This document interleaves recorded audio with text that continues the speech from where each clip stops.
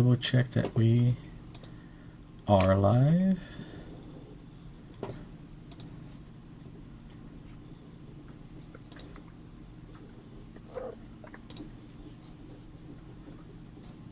Cool. So we're live. How have you been, Jeremy? It's been a crazy time, hasn't it?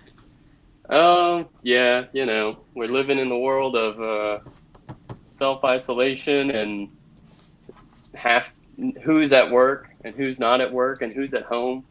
It's Yeah, pretty interesting. yeah. Because this weekend we were all going to be at the Dallas Fan Expo that got postponed until June, which kind of makes this summer be very dense. Like there's a lot of shows on top of each other now. Yeah, I mean, we'll see. I think I got 8 shows that are canceled for the next 10 weeks. So like almost one a Ooh, week for two yeah, months, 3 months straight, and it looks like it's not really slowing down. So I don't yeah. know. So I know you've been doing a lot more. I've seen you a lot more active online. So real quick, where can people find you online? Oh, everything is Pinstash. On the website, it's pin-stash.com. So it's got like some cool alliteration because they had already taken that website Uh, for Pinstash. And on Instagram, it's the Pinstash, and on Twitter, it's Pinstash. But I mean, if you just search Pin and Stash together, I'm pretty sure it'll come up. cool. Um, but yeah, everything is there, and then mostly it's just fueled through like photos on Instagram. I have a Facebook group. We're going to mention later on. There's a giveaway happening that's based through the Facebook group, and then where I try to do like early looks on stuff, and then everything else is photos on Instagram, and then the website is just a storefront. There's not really other layers to the website itself. Oh, okay, cool. So, what were you guys gonna bring over to Fan Expo this year? Um, So for Fan Expo, it was going to be interesting because last year didn't do anything per se, but it did land on the May the 4th weekend. And Matthew Morlick, one of the people that I collaborate with, he was out there, showing off his work. And luckily, we had a release set up for May the 4th, so that was cool. I got to promote directly, even though I wasn't there. And but that was more of just like he was a part of the collaboration. He had pieces of his own as well. So, it was only natural for it to be there. Yeah. And even though Fan Expo and Dallas is like my home, Fan Expo is a home Comic Con for me. I'm usually, when we're not quarantined, traveling all the time, every week, every few weeks. And so I was in New York at the time, I believe, and then probably everywhere in between from California to last fall. Then we went through to Europe and did some events there. So we were always on the road. And so that was like a cool, organic, natural thing. And then this year, I was teaming up with Missy. So if you're familiar with any cosplayers, she's a very active Texas cosplayer and kind of doing the circuit, but she also does international. I think she was just in Mexico City right before this all happened. Oh, nice. Cool. So yeah, so she does a lot of shows in that way, and she, shows up, does appearances, sells prints. She also helps a lot of voice actors, which is cool. I have a lot of friends in the cosplay world that are kind of going that route of like being their own personality, but then also helping other people that are, I guess, industry personalities and like Oh, industry yeah. standard, what you would consider, I guess. That would make So it's sense. kind of a really cool, yeah, Yeah, I it's was a gonna really say cool middle ground. that makes sense because they understand the experience, so they can help guide somebody through that experience of wandering around, and they're industry people as well, so the guests can relax and things like that. I can see that. That's kind of cool. She does that a lot, and so I'm working on this year. It's a big push for me for Pinstash to grow and to do new things, to incorporate new elements. And Pinstash has always been based through collaboration. So the natural next step for me was, hey, how do I collaborate with other physical artists, other cosplay type artists, other Instagram artists, even if they have nothing to do with pins or nothing to do with maybe a physical medium, but their thing is photography. And then it's like, cool, can we promote pins through your Instagram? And not in a way that's just like, hey, you got followers, why don't we make it work? It's like, no, that's not really that important. But what's important is like, what do your fans like? And can we bring that in a new medium or like a new format, and kind of double up on the content that they already crave and that they already want? So we were going to go with Missy and bring stuff out and kind of hang out at her table, meet fans that way, and do the whole Comic-Con deal. That's cool. Yeah. Well, it sounds like a plan. It sounds like a good one, but this worldwide pandemic kind of got in the way. And so you've been switching over to the internet and things like that. How has that been going for you? So today, there's a thing called Pinternet Con. That's hosted by an artist called Girly Pop Bows on Instagram. So there's a lot of like very specific pin niche people that like all they do is make pins, and like every week is a different kind of pin or a different theme or a different niche, or it's their specific, you know, artistry that people go just for that. So she kind of took initiative to start that. There's another event, Patches and Pen Expo, which I would say is like the top event for pins right now.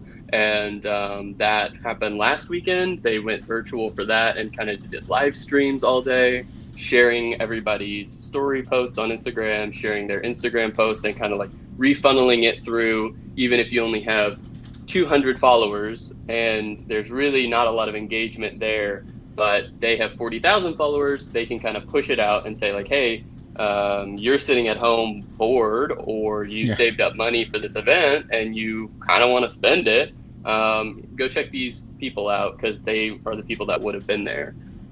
So yeah, so far we've done those two, and then another one called Pinvitational, which was not a normal convention. It's not like a thing that I signed up for. It's like a thing that they invited me out to, and they do it at a gallery called Hero Complex Gallery. I'm trying to keep all the venues and all the group names and all the event names that they've made for their virtual things. But I believe Hero Complex Gallery in LA, and they invited me to kind of just show my work and show what's going on, but then also as a way to sell it. And then I can go to the opening night and then leave. And then for the next few weeks, it would be up for people who walk in or come on the weekends or whatever to pick up some items.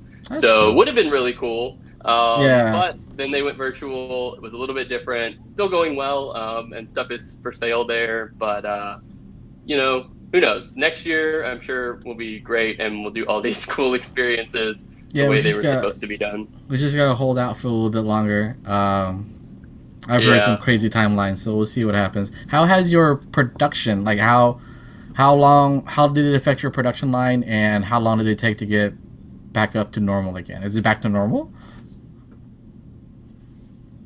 Not back to normal yet, and I think it really depends on like who you're working with.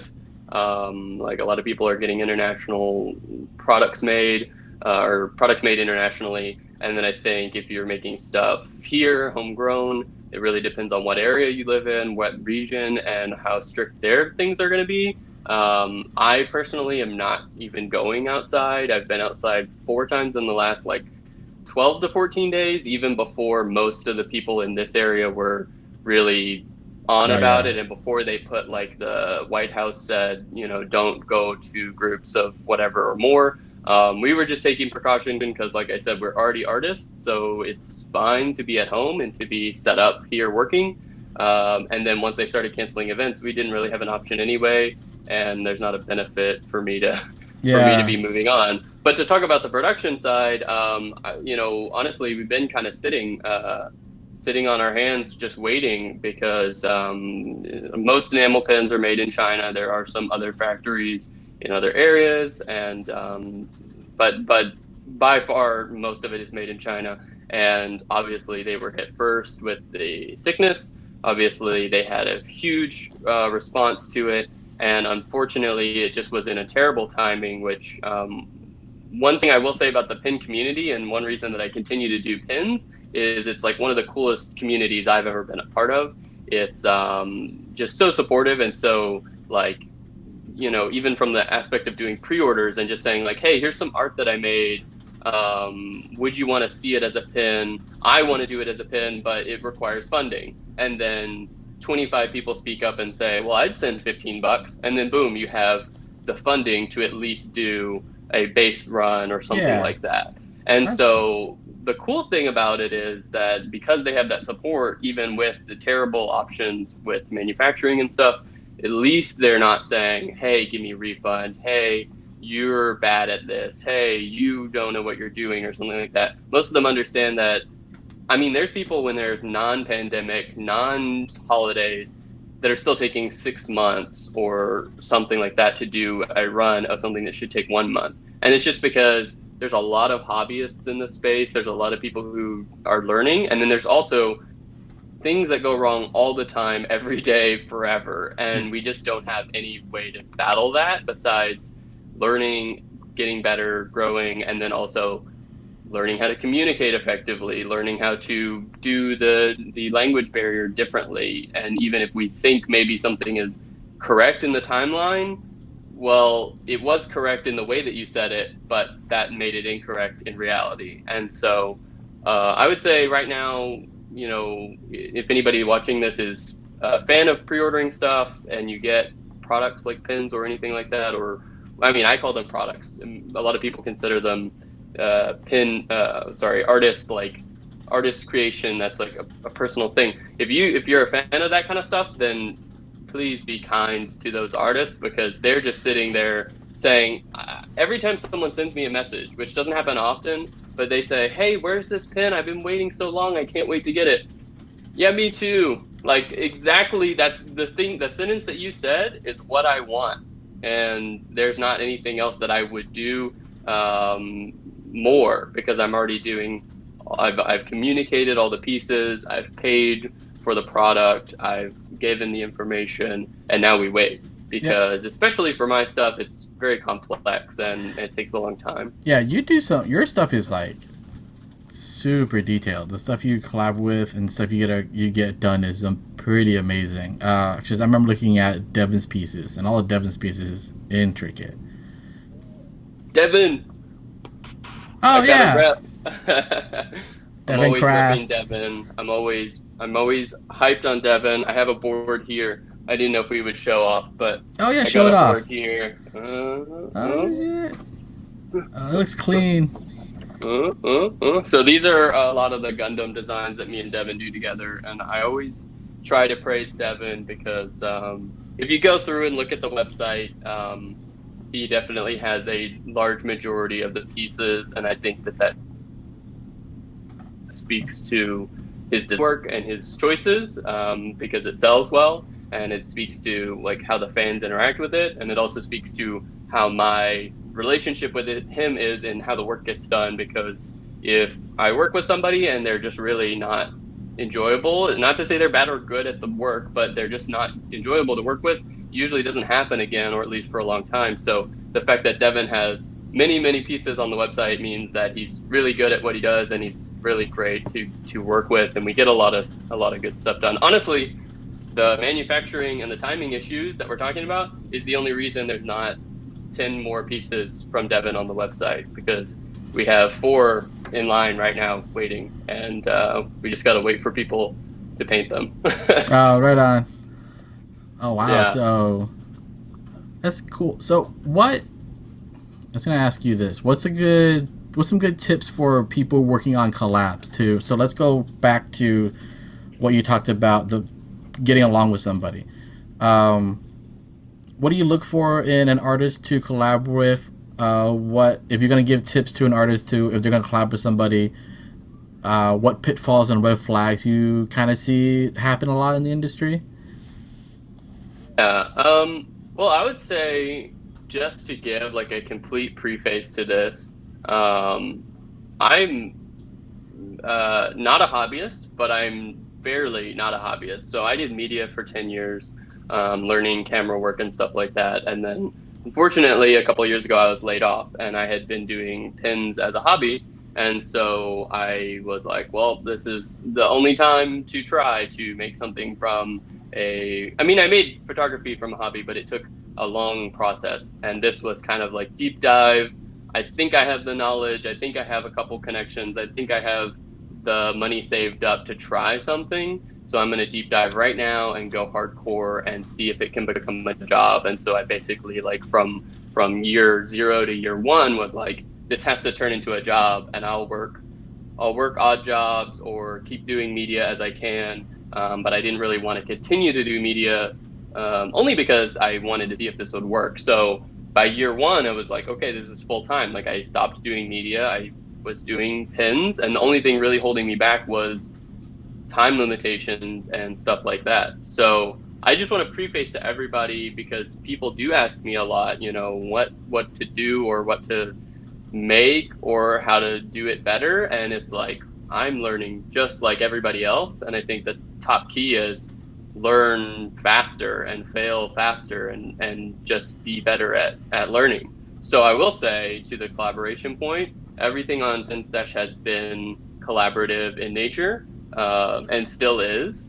And the reason for that was because of lack of funding. I had saved up enough money to run a business, but my business idea was like minimal output and not really a lot of, I guess, like I didn't have money to pay people. I just had money to support me, buy shipping supplies and do stuff like that. So to pay people, well, that came in later on to, hey, can you collaborate with me and we'll make this? And then I don't really know what's going to happen.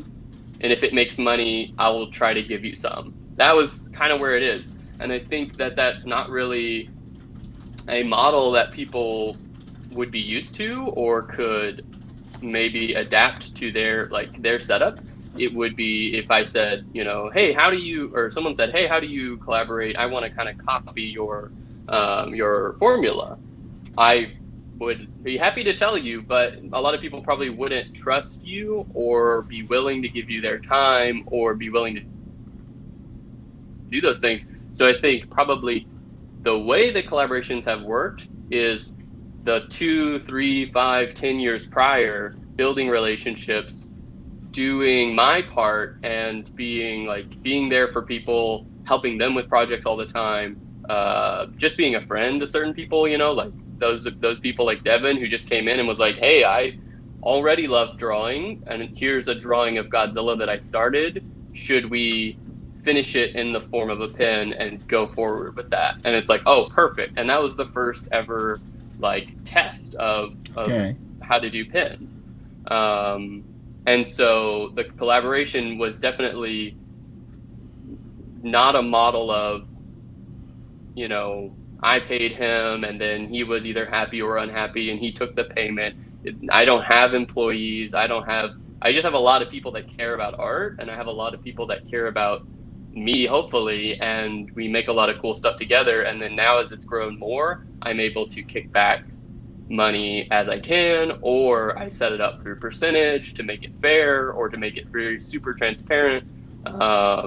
And so I would say your best options for collaboration are to be genuine, to be transparent, to not ask too much, but be very clear and say, I don't ask for the minimal. I never ask for the minimal. I say, if you don't want to go hard and you don't want to make something awesome, that's okay. Like, we just don't have to do it. But if you're willing to, it's not even a time. It's not like I want 100 hours.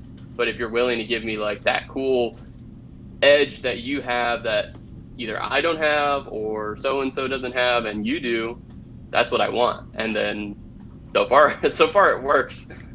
That's cool. Yeah, I've over the years run across the fact that if I'm genuine and I'm very transparent with what I'm working on and what I bring to the table, a lot of people are more open to reciprocating. I remember a while back reading an article about the unfinanced entrepreneur, and it's this 2-part blog from the mid 90s, but it's all these flags about spotting the double finger gun idea guy or girl who are just like, hey, I'll give you the idea and you do all the work. And I think it took me a couple years to really spot that early when people came to me with projects like, oh no, this is just gonna be me doing all the work and you just pitching, which is needed, but it the deal doesn't fall even at the end of the day of the work amount of work that goes into it. It just took a while to. I remember just learning how to spot those kind of people. It takes a little bit. It takes experience running into more people, and like you said, a lot of the industry is about networking. Just who you know, who you can. It's not even if they're a good person or not. It's whether or not you can do business together. Like that's a separate vibe sometimes. Like you can be friends with somebody, and the collaboration just doesn't work out. But there's some other people I work with. We're not the greatest of friends, but we just collaborate really well together. We work really well together. So that's the business side of it. It is what it is.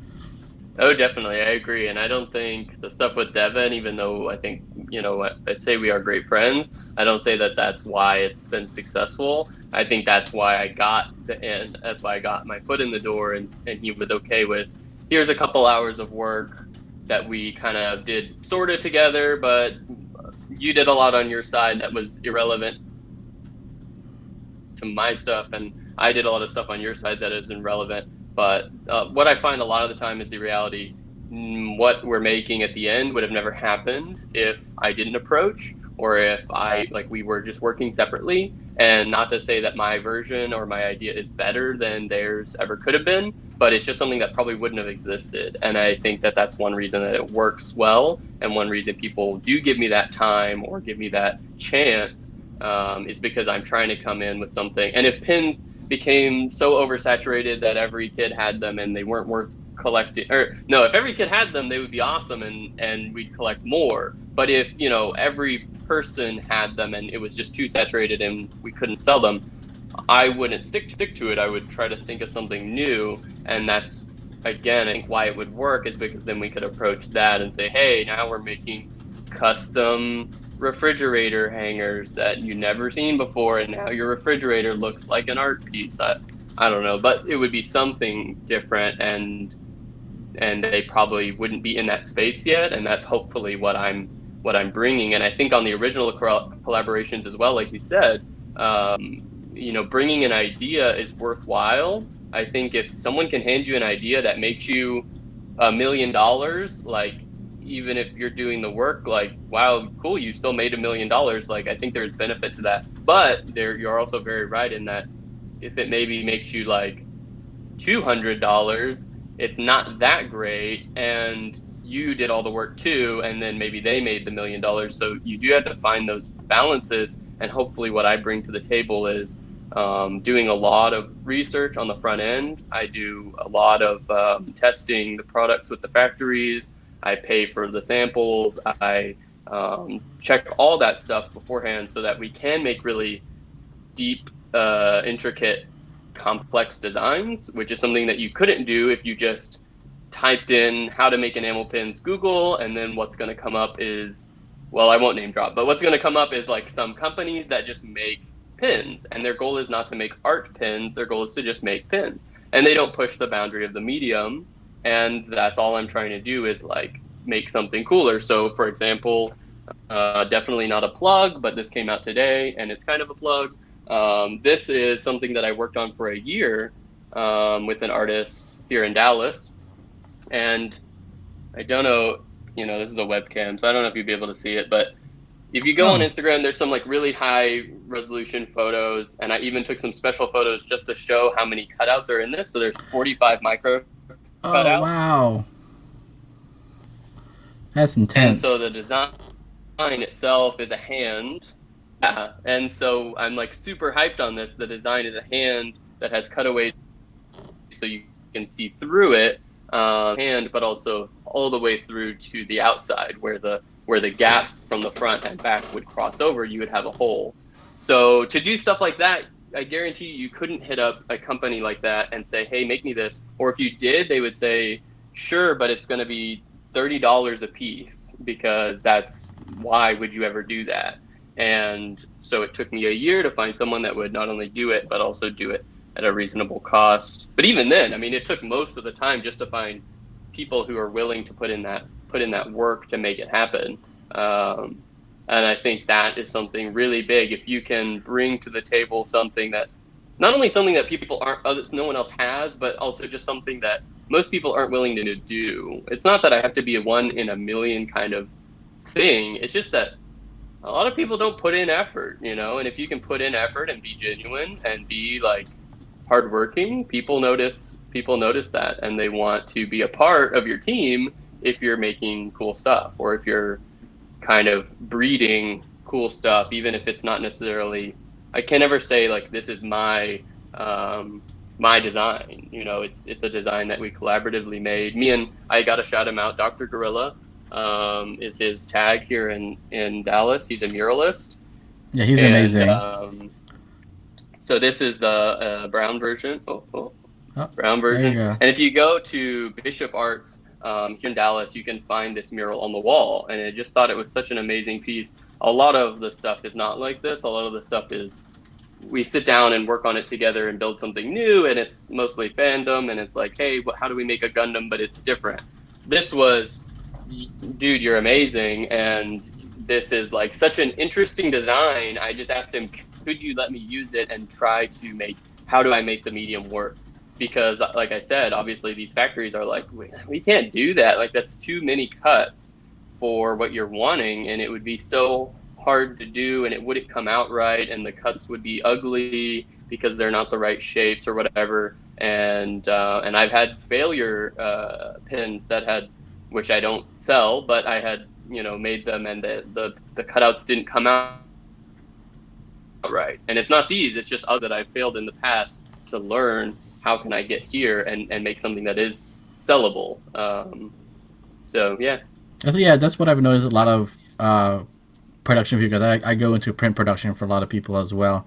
And my thought has always been I'm going to learn everything I can about this side of the process so that you as the creator can just go to 11 and I just got to find the production to meet that level of art so that way the final product can be awesome. And I think Goal right now is yeah, like being that person. yep, yeah, because I know I've done a lot of print design and stuff like that and print production, so I help a lot of people find what they need to make these books happen for them, and I think it's a big relief on their side where they don't have to dig into the technical part of it, because there's a lot, like you said, there's a lot to dig into, and then it goes. It's not even just the industry level; it goes from production house to production house. Like you got to find the people who are willing to do, like you said, the extra work or take the extra risk to try something new to make it amazing. I think to that point, like a lot of the people that I work with, again, starting out because I had no budget to pay them, are smaller artists. And it's really interesting because when I talk to artists who do, you know, whatever we call it, like studio work or agency work or wherever they, you know, learned this stuff, the people that don't do that and maybe they just are amazing, but they just post on Instagram, get instant feedback, draw what they want, and move on with their day. They don't really understand these processes that these other artists have, which are like not necessarily better or worse. You know, I think most agency people would say, "Oh, this is better. This is the way to do it." But also, that Instagram artist is being very successful on their own, not knowing anything about your world. But I will say that what's interesting, what I find is they don't know these processes or these terms or kind of like the little nuances of that stuff. And so when I come in and I say, "Hey, like, I want to help you just draw a really cool character. I'll help you do concepting and we can work on the posing. And if you need help, like I can help. But if you just want to go at it, then just go at it. And then I'm going to handle production. I'm going to handle packaging. I'm going to handle actual sales, shipping, and fulfillment."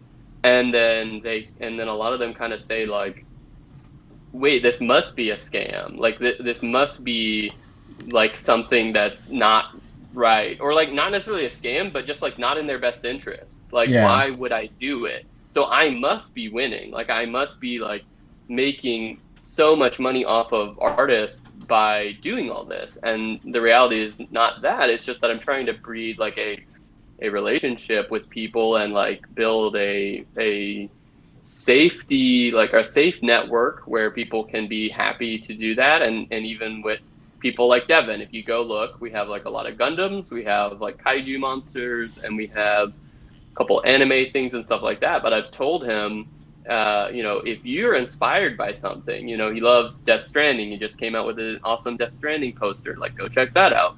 But I was like, if you want to do a Death Stranding pin, it has to be viable in where I sell. But if it is, sketch it out. Like, let's see where it goes. Let's show it to my audience. Let's see if it's worth pursuing. And then if it is, done. And I think that even to that level, somebody who I work with constantly, you get used to the process of like, okay, Gundam, we do the back and forth, and then we produce it. Okay, what's the next Gundam in the lineup? Like, we look at popularity tiers for Gunpla builders, and we want to bring what the fans want who build Gundams every week. And so for him to say, oh, like, I could have just showed you a random drawing and it might have been good enough. It's like, yes, that's completely how a lot of this stuff has happened. Is like, this is the random thing, and with a little intuition and a little savvy of where the market is, or savvy of where people are wanting stuff, then you have possibly a successful sale. Yeah, I've noticed that it really depends on. It changes from person to person, like what they're going to be popular with or what's going to really strike in a chord of the audience. When I was hosting the art show at one of the local anime conventions, I noticed that what sold was half of it was fan art, but the other half was just random art stuff that was in the particular style of that artist. That was very key to who they were. And it depends on what that is. I think Dallas has a pretty good art buying culture. A couple of the local anime art shows do pretty well with a lot of the original pieces. So there's a nice collector market here. It's not so much in some other smaller areas, but here is pretty big. And I know for art at least, places like Heroes and Emerald City Comic Con are very big in those collectors markets. I always tell kids, if you don't do well at a particular show at a particular event, maybe that's not the audience for you. You're good. Go find the audience that you vibe with, and then stick around there. 100%. Like I said, fail faster. So it's like, if that event wasn't good, that doesn't mean you did anything wrong. That just means when I do stuff like that, it's like, I at least want to try. I want to try at the very minimum twice, unless I have data that tells me I did something wrong. And then maybe if it's worthwhile, 2 or 3 or 4 times, because maybe I just am doing the right thing in the wrong place, or I'm a year late or whatever. And even if I am late, I can learn from that, and then I can be ahead on the next one, because I learned, within this trend, you should probably be doing this thing. And I will say, to the effect of Dallas and all that, and original artwork, like working with this piece that we just released today, if you go look at the website, it's mostly fan art. We have one piece by Tiff Toxic, which is like this wolf that has 6 eyeballs, and it's really cool. And I love it, but it does, sell considerably less than All Might from My Hero Academia, or something like, or Goku or something like that, because that's, people have that built into them, like, oh, I gotta go home with All Might because that's my favorite character from the favorite thing I have right now. But it was a huge thing to say, here are these hands that are weird and chopped up and conceptual, and if you go look, the pricing is higher. I want to be able to kick back stuff to David. I want to be able to produce it at a higher quality, and that required a higher production cost. And it's a scary thing to say, here's original work. Like, I invested tons of money, tons of hours, and tons of resources into this. Please buy it. And sometimes you just hit flat and nothing happens. But thankfully, we've had a really good response, and we've been like moving a good amount of these pens. And people, not only, like, I don't really care about is the sale like happened. What I care about is seeing the comments of like, whoa, this is really innovative, or why are these so big? Like, how did you do that? Or like, one person just commented and said, can you show closer shots of the cutaways? And so I went and we shot some photos with smoke coming up through the holes, and it was really hard to capture, but I was just trying to capture like how can I show off how the holes are really just. I've never had any pen like this. I've like even as a collector, I've never owned something like this. So how can I show that off? And then I just linked back to the guy. I was like, let me try. Came back 4 days later, sent him a link and said, here's some photos, and he just replied, this is amazing, or something like that. And I was like, okay, cool. Like, I'm glad that's what you wanted to see, you know, because I guarantee you, if he didn't like it, if he was like, oh, that's not as impressive as I thought, he's on the internet. He probably would have just said nothing at all, or just said like, meh, not that good. That's the best thing about the stuff that you do is the craftsmanship that goes into it is really, really detailed. It's been really amazing watching all these new pieces come out. So let's start wrapping it up. So where can people find you again? Thing is Pen Stash, pen-stash.com. And if you're watching this today or live is today, sale on 25% off of anime type designs, as well as the back patches, which is mostly anime anyway. And that's using this code stay home. So we're trying to promote people to be safe and stay home, but also it's based through the Pinternet Con setup. And then Instagram is at the.pinstash. But again, if you just type in Pinstash, it's going to come up.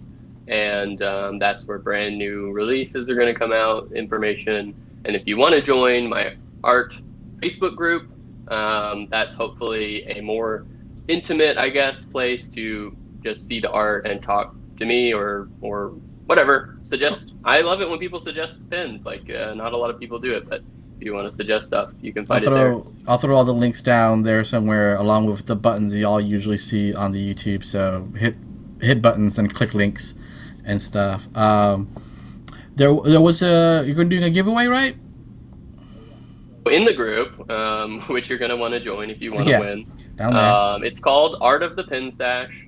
It's just a group that's admin by me, and it's just a curated way for me to show the pins off in a more specific way than just like your generic Instagram post with a generic caption. On there, you can just go find the post. All you got to do is join the group, because I want people in the group. Guess a number 1 to 10,000, and I will pick one on Monday. That's how we do it in the pin world. Oh, okay. And then and then leave a comment for if you like the design. Obviously, if you want to win it, you like it. I want David to know how awesome the design is. So don't leave a comment to me, but leave a comment to David talking about how cool the art is. And we have so many good people on there just praising the design, which is awesome. And that's it. There's not any weird rules. I don't even share it if you want, but mostly we just want people in the group and people to talk and chat. So that ends Monday, so get in there. That's awesome. Hopefully things will lighten up a bit in the next month or so, hopefully. We'll kind of get back to normal. If we do, next month was supposed to be Patches and Pins Phoenix, Arizona, and Patches and Pins in New York at the end of April, as well. Either April or May was Anime Frontier. Fan Expo was this weekend. All these events. So hopefully the ones that are after a week or two from now might postpone into May, June, July. Yeah.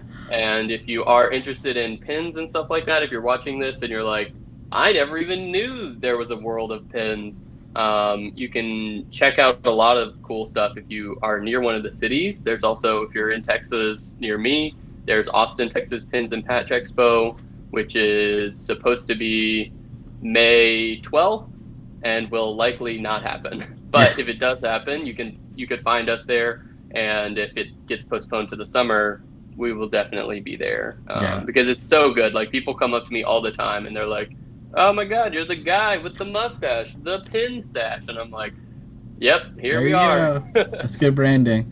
Yeah, this summer, if everything moves till the summer, it's gonna get stacked, even more so than usual.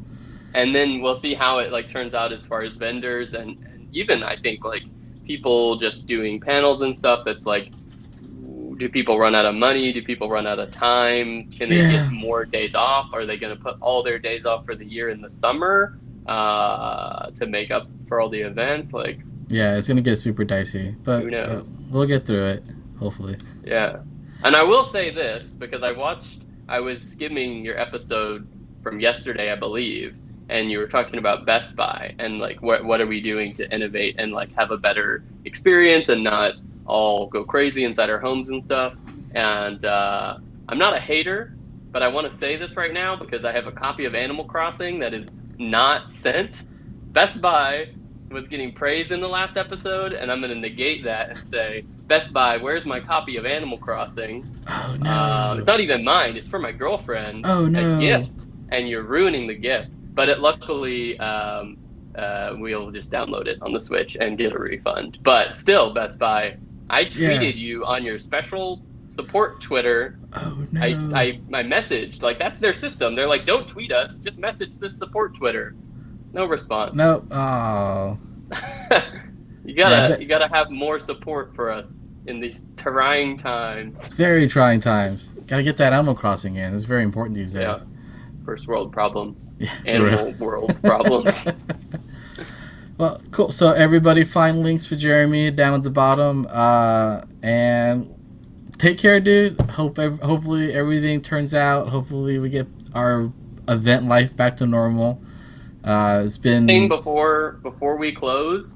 You can find my stuff down there, but even more important than me, and I just want you to go check out Devin's stuff, check out Matthew Warlick, check out. I have a lot of stuff with a bunch of other local Dallas people because we were closed in. I'm kind of like cultivating this stuff currently.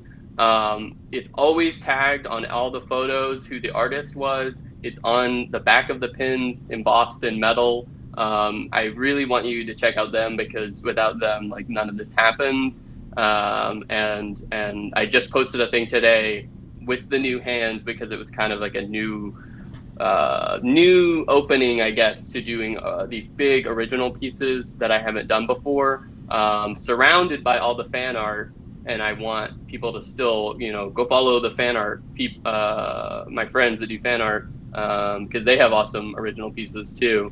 And so anyway, I just want to, like, before we end, to say that, and there's like always connection points where you can go click their links and stuff, and that's super important. Follow the whole production line, everybody, from the whole thing, the whole process. Yeah. Shout outs to everybody. Cool. Let me end the stream here. Sweet.